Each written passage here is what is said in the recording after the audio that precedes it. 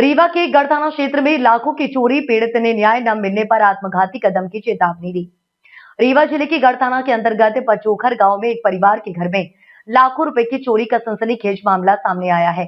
पीड़ित परिवार ने पुलिस से त्वरित कार्रवाई की गुहार लगाई है और न्याय न मिलने पर आत्मघाती कदम उठाने की चेतावनी भी दी है। पचोखर गांव निवासी ऋषभ तिवारी ने आज पुलिस अधीक्षक कार्यालय पहुंचकर न्याय की गुहार लगाई।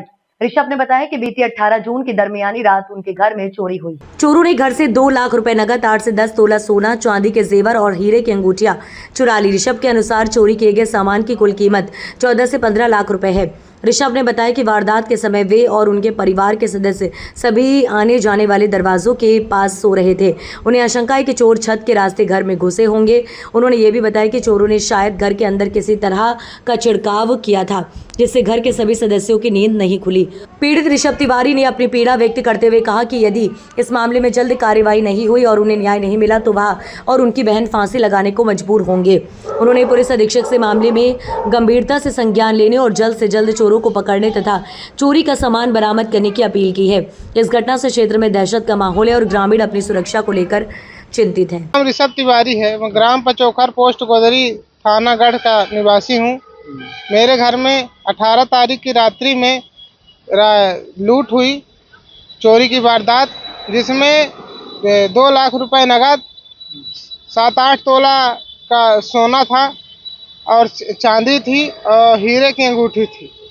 कुल मिला के 13 से 14 लाख की चोरी हुई। इस चोरी में मैंने सुबह 5:30 बजे मुझे जानकारी मिली। उस जानकारी के आधार पर मैं 100 डायल को फ़ोन किया।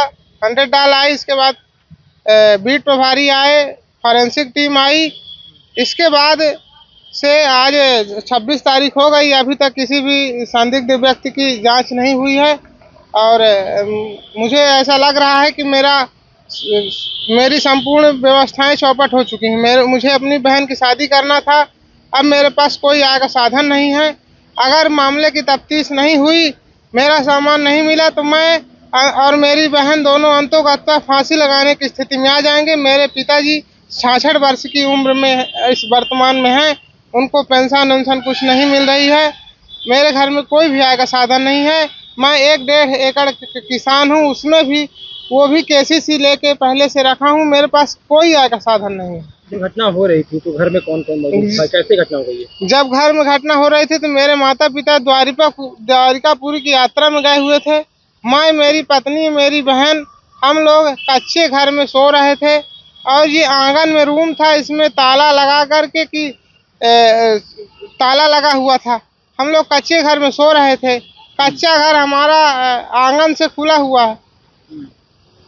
चोर छत के रास्ते शायद इंटर किए हों। अब मुझे पता होता तो मैं वारदात ही क्यों होने देता, क्योंकि बाहर वाले क्षेत्र में हम तीनों लोग सोए हुए थे तो बाहर से कोई भी सेंध या कि गेट को नहीं खोला गया है। अलमारी टूटी थी क्या? पहले तो गेट का ताला टूटा हुआ था, लोहे का गेट था, उसका भी ताला टूटा हुआ। हम लोग सुबह 5:30 बजे जाने। नींद नहीं खुली आपकी? मेरी रात में, जब मेरा छोटा बच्चा है उसका वैक्सीनेशन हुआ था, वो पूरी रात जागता था, रोता था, फिर भी उसकी 24 घंटे नींद नहीं खुली, बार बार सो जा रहा था। क्यों, ऐसा क्या हुआ? पता नहीं, हो सकता है किसी ऐसे पदार्थ का छिड़काव किया गया हो। मेरी बहन का आंख में जलन और सिर में दर्द था सुबह। मेरी पत्नी के सिर में दर्द था, मेरे भी सिर में दर्द। ऐसा कोई डिब्बा वहाँ पे बरामद नहीं हुआ। वो तो ताला भी कहीं तोड़ के और एक छोटी सी जगह में फेंक गए थे। वो तो ताला भी बाद में ढूंढने पे मिला, फॉरेंसिक टीम को जमा करा दिया गया है। थाना कौन सी लगता है? थाना हमारा गढ़ लगता है। अधिकारी क्या कह रहे हैं? अधिकारी से, एसपी साहब से मेरी मुलाकात नहीं हुई है। बीट प्रभारी से मैं रहता हूँ संपर्क में, वो बोल रहे हैं कि प्रक्रिया चल रही है। चोरी का मामला क्या है पूरा मामला? ये 18-19 को एक जून में एक चोरी वहाँ पे हुई थी गढ़ थाना क्षेत्र में, और जिसमें एक महिला अंदर ही सो रही थी। उनके बगल के कमरे का ताला तोड़ के अंदर कोई घुसा था। बाहर का ताला नहीं, लेकिन संभवतः सीढ़ी से उतर के कोई आया था छत की सीढ़ी से, और वहाँ ताला तोड़ के और वहाँ से सामान वगैरह चोरी करके ले गया है। और जिसकी जब सूचना इनको लगी, जब जानकारी लगी, तो उन्होंने पुलिस को सूचना दी थी और पुलिस ने इसमें हमने टीम लगा रखा है। हमने फिंगरप्रिंट और साइबर को भी इसमें एंगेज कर रखा है और कुछ संदेहियों को भी हमने इसमें चिन्हित किया है और उनसे उनके विषय में जांच की जा रही है और जल्द ही हम इसमें कोशिश करेंगे जल्द से जल्द इसमें खुलासा कर पाएं। प्रथम दृष्टि से क्या लगता है, कैसे है?